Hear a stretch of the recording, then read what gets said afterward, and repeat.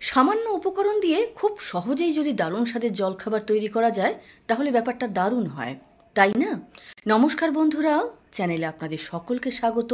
চলুন খুব ঝটপট দারুণ স্বাদের একটি জলখাবারের রেসিপি দেখে নেওয়া যাক।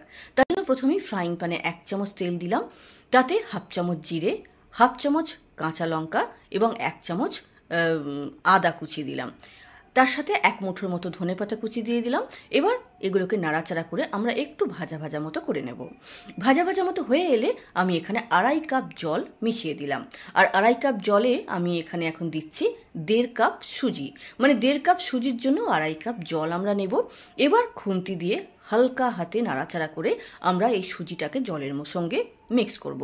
দেখবেন যে সুজিটা নরম হয়ে যাচ্ছে এবং ক্রমশ এই জিনিসটা ঘন হয়ে আসছে।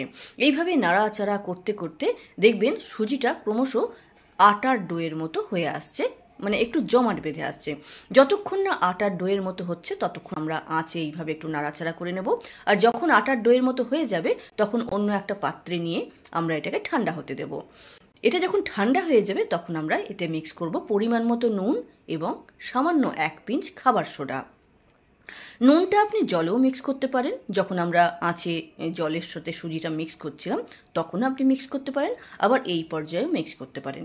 এবার আমরা যেমন রুটির আটাকে আমরা ভালো করে মসৃণ করে নিই ডলে ডলে, সেইভাবে আমরা এই সুজির ডোটাকেও কিন্তু সুন্দরভাবে মসৃণ করে নেব। তারপরে ছোট্ট ছোট্ট লেচি কেটে নেব এবং প্রত্যেকটা লেচিকে হাতে নিয়ে এইভাবে গোল গোল করে ছোট্ট ছোট্ট সুজির বল বানিয়ে নেব। তো এখানে আমার সমস্ত সুজির বল বানানো হয়ে গেছে। এবার আঁচে একটা পাত্র বসাবো এবং তাতে পরিমাণ মতো জল দেব স্টিম তৈরি করার জন্য। আর তার উপরে এই ফুটো ফুটো থালা বা প্লেট আপনার কাছে যেটা আছে সেটা বসিয়ে একটু অয়েল ব্রাশ করে নেবেন। অয়েল ব্রাশ করে নেওয়ার পরে আমরা এই ফুটো ফুটো থালার উপরে এই সুজির বলগুলোকে এইভাবে রেখে দেব। তারপরে কভার করব এবং 10 মিনিটের মতো আমরা স্টিম করে নেব।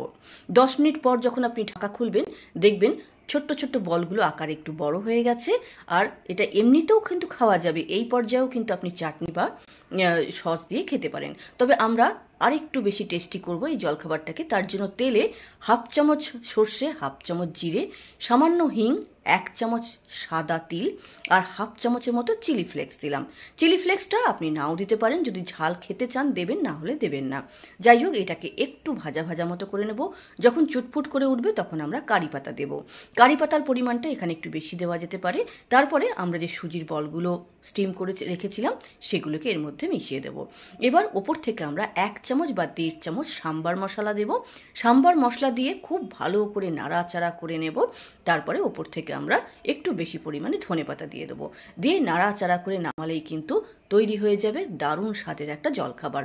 একদম ঘরোয়া উপকরণ দিয়ে এর থেকে ভালো জলখাবার বোধহয় আর তৈরি করা যায় না। তো যাই হোক, রেসিপিটা কেমন লাগলো অবশ্যই লিখে জানাবেন। ভালো লাগলে লাইক শেয়ার করবেন। আর এরকম ছোট ছোট ভালো ভিডিও আরও পেতে চ্যানেলটিকে সাবস্ক্রাইব করে বেল বোতামটা প্রেস করে নেবেন। আজ এতটাই, নমস্কার।